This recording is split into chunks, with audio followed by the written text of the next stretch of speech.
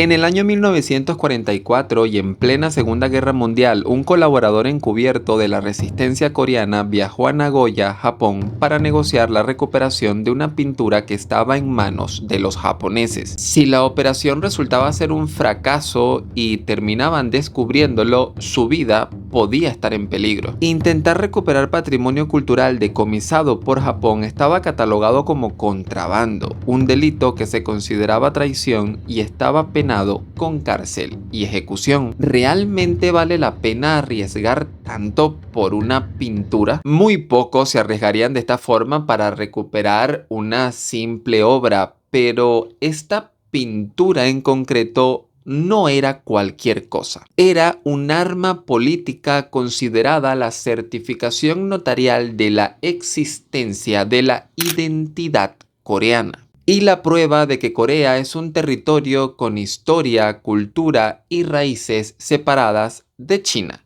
y de Japón. Esta obra fue confiscada por Japón durante la ocupación de la península de Corea y fue comprada por el profesor Fujitsuka en una subasta realizada en Tokio. Fujitsuka era un japonés especializado en estudios coreanos y tan pronto vio la obra, no lo dudó. La hizo parte de la colección privada de su familia con una oferta de 3.200 yenes, una cifra que ajustada a datos actuales equivale a unos $180.000. Japón había ordenado confiscar bienes culturales para su protección y esta obra en particular había sido catalogada como arte colonial peligroso y se mantuvo en resguardo hasta que una negociación secreta que se extendió por 6 meses logró su regreso a Corea. Una carta de Fujitsuka a su hijo revela su decisión.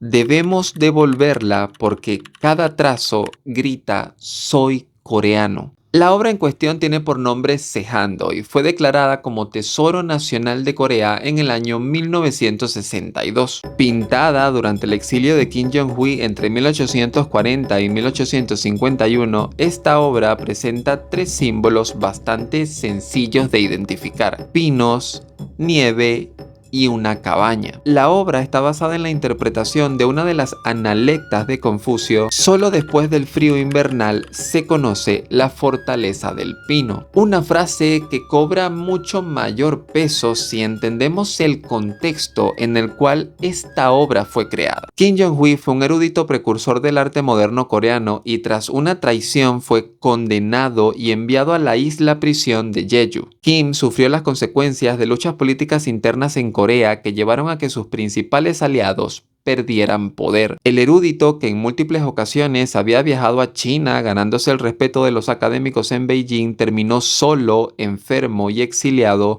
luego de ser acusado de traición. Pero un día Kim se enteró que uno de sus discípulos viajaría a China ya que había sido nombrado como intérprete real y estaba asignado en el comité que anualmente viajaba a Beijing. Así que no lo dudó, tomó unas hojas de papel de arroz, tinta de fabricación casera y un pincel que conservaba de uno de sus viajes a China. Con estos materiales y de forma muy rudimentaria, en tan solo 3 días pintó Sejando y dejó junto a este un escrito muy detallado de la obra. La intención de Kim era que su discípulo llevara a escondidas esta obra hasta China y se la mostrara a los eruditos que ya lo conocían. Pero esta era una misión bastante peligrosa, ya que de ser descubierto su discípulo podía ser acusado de traición, ya que estaba prohibido tener contacto con los exiliados. Claro está, la misión se logró, su discípulo pudo esconder esta obra haciéndola pasar por un manual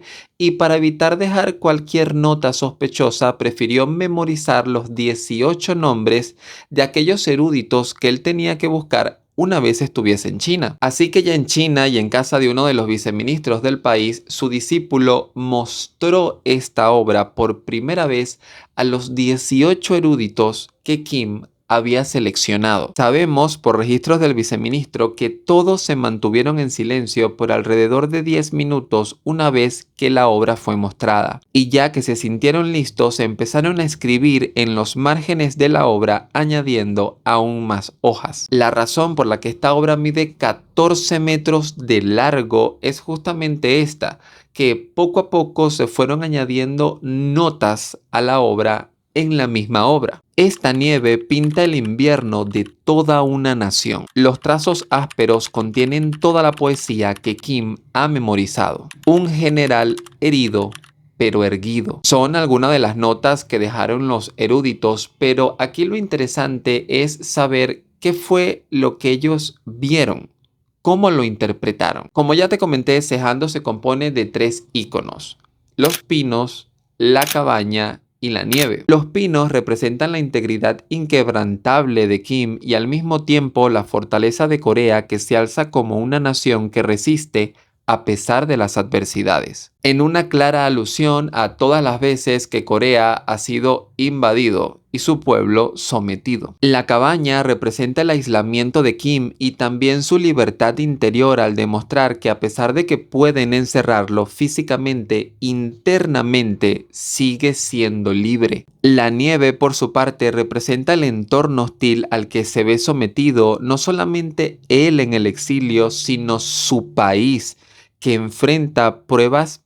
políticas y morales. Los expertos en pintura también analizaron la técnica, los trazos y el tipo de pintura, porque no se asemeja en nada al arte tradicional de China, Japón o Joseon, sino que está fuertemente influenciado por épocas anteriores a esta dinastía, al mismo tiempo que todo el espacio vacío que rodea la obra también tiene una interpretación. Y es que esta es una metáfora a la idea de que aquello que no se ve es tan importante como aquello que es visible, pensamiento que deja entrever una gran influencia taoísta. Tenemos que tener en cuenta que esta obra le salvó la vida a Kim, porque una vez que los eruditos se vieron expuestos a ella, se comprometieron a hacer presión desde China para que Joseon mejorara las condiciones en las que Kim estaba en el exilio, al tiempo que se convirtió en la notificación notarial de la identidad coreana por 3 motivos. Primero, porque la obra se ha confirmado como auténtica, lo que la convierte en la prueba de que Corea desarrolló un arte independiente de China y de Japón. Segundo, porque la integridad de la obra y su significado muestra la continuidad cultural pese a las ocupaciones de potencias extranjeras. Y tercero, porque gracias a la firma de los eruditos chinos, estos actuaron como testigos que validaron su importancia como símbolo de la identidad coreana. Esta obra se define como el acta de nacimiento de una nación que se atrevió a definirse a sí misma. Y para que pudiera regresar de Japón, el coreano que fue encubierto tuvo que hacerla pasar como arte colonial sin ningún valor